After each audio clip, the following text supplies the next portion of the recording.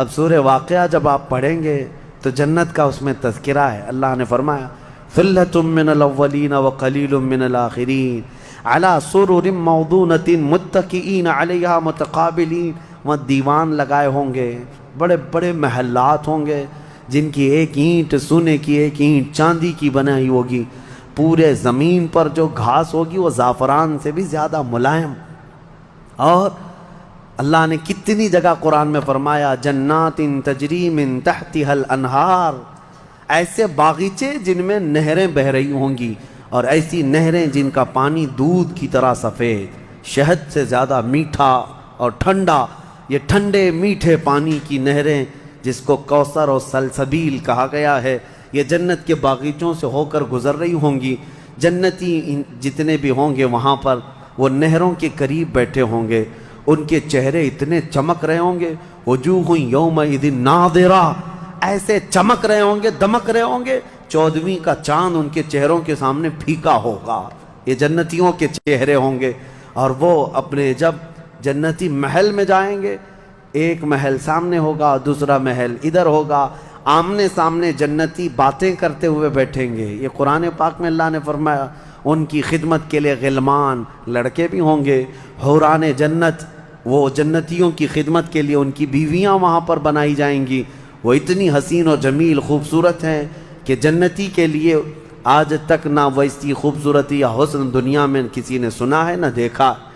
یہ حوران جنت ہر جنتی کو دی جائیں گی. اب اس کے بعد جنت میں پہنچ جانے کے بعد تمہارے لیے کیا نہیں ہوگا. ایک طبقہ انبیاء کا ہے، ایک طبقہ جنت میں اولیاء کا ہے، ایک طبقہ شہداء کا ہے، ایک طبقہ صدیقین کا ہے. اور پھر جنتی کے لیے قرآن میں ہے جو وہ خواہش کرے گا فرشتے فوراً اس کے لیے وہ حاضر کریں گے.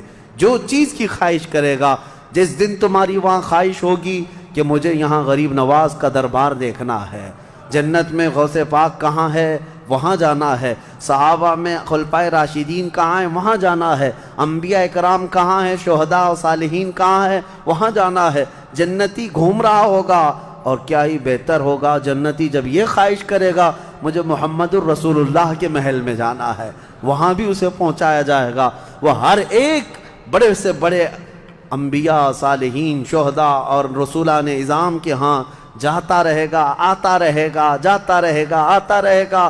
جنت کی نعمتیں اس کی ختم نہیں ہوں گی، یہاں تک کہ اللہ کریم فرمائے گا حوران جنت کو یہ میرے وہ بندے ہیں جو صرف میری حمد سنتے تھے دنیا میں. اے حوران جنت تم اپنی میٹھی آواز میں اب میری حمد ان کو یہاں سناؤ. 100 سال تک وہ حوران جنت انہیں حمد سناتی رہیں گی. پھر جنتیوں سے اللہ پوچھے گا پیٹ بھر گیا؟ وہ جنتی کہیں گے مولا اور تیری تعریف سننے کا دل کرتا ہے. داؤد علیہ السلام جن کی آواز میں بڑی مٹھاس تھی، رب تعالیٰ فرمائے گا اے میرے داؤد خلیفۃ اللہ، آؤ ان جنتیوں کو اپنی سریلی آواز میں میری حمد سناؤ. اب وہ 100 سال تک سناتے رہیں گے اور جنتی مدہوش ہوں گے اور سنتے رہیں گے. یہ جنت کے ترانے وہاں پر سنائے جا رہے ہیں. اس کے بعد پھر رب تعالیٰ فرمائے گا اب تم سیراب ہو گئے کہ داؤد علیہ السلام کی زبان سے تو چڑیاں بھی سننے کے لیے کھڑی ہو جاتی تھی، پرندے بھی ہوا میں رک جاتے تھے. اب جنتی کہیں گے کہ مولا اور تیری حمد ہو اور تیری تعریف ہو، ہم سننا چاہتے ہیں. رب تعالیٰ جب فرمائے گا اے فرشتوں حجابات ہٹاؤ، اب میں سناؤں گا اور میرے بندے سنیں گے. اب یہ جنت کی سب سے بڑی نعمت وجوہ یومئذ ناظرہ الی ربہا ناظرہ. مولا فرماتا ہے چہرے چمک رہے ہوں گے اس بات کے لیے کہ بغیر حجاب کے وہ اپنے اللہ کو دیکھ رہے ہوں گے. اس سے بڑی نعمت جنتی کو کچھ نہیں ہے کہ مولا کریم حجابات ہٹا دے گا. جس کے تم یہاں سجدے کرتے ہو، جس سے تم گڑ گڑا کر مانگتے ہو، وہ مولا جنت میں پردے ہٹا دے گا. اور فرمایا گیا جنت کی سب سے بڑی نعمت دیدار الہی ہے. اسی لیے رمضان میں بھی میرے آقا نے فرمایا افطار کرنے والے کو دو خوشیاں دی جائیں گی کہ جب بندہ افطار کرتا ہے تو اس کے لیے بھی یہ فرمایا گیا ہے کہ جیسے ہی وہ افطار کرتا ہے ایک تو اس کے پیٹ ٹھنڈے ہونے کی خوشی ہے، گلا تر ہونے کی خوشی ہے، لیکن دوسری خوشی ہر افطار کرنے والے روزے دار کے لیے کہ رحمان فرمائے گا میں نے تیرا محفوظ کر لیا ہے جنت میں، اب تجھے میں اپنا دیدار کراؤں گا۔ روزے داروں کو اللہ کا دیدار ہوگا تو یہ جنتی جنت میں پہنچ جائیں گے، دوزخی دوزخ میں پہنچ جائیں گے۔ میں نے یہ جو 2 آیتیں آئی تھی اس کی تفسیر آپ کے سامنے رکھ دی، فیصلہ تمہارے پاس ہے، زندگی کیسی گزارو گے۔ لیکن میرے آقا نے فرمایا جنت کا جو راستہ ہے نا وہ کیسا ہے؟ کانٹوں سے بھرا ہوا ہے یہاں دنیا میں۔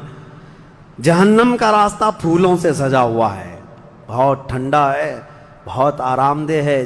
دوزخ کا راستہ، میں الٹا تو نہیں بول رہا، سیدھا ہی بول رہا ہوں، جہنم کا راستہ پھولوں سے سجا ہوا ہے اور جنت کا راستہ کانٹوں سے بھرا ہوا ہے۔ میرے آقا نے فرمایا یہاں دنیا میں کانٹوں سے بھرا ہوا ہے، لیکن اس پر اگر کوئی چل گیا تو وہ کانٹے ختم ہوتے ہی اس کے لیے جنت کے باغات ہیں۔ اور جو دنیا میں ان پھولوں کے راستے کو چن لیا دوزخ کے، جیسے ہی یہ راستہ ختم ہوگا اس کے بعد صرف آگ ہی آگ ہے، آگ ہی آگ ہے۔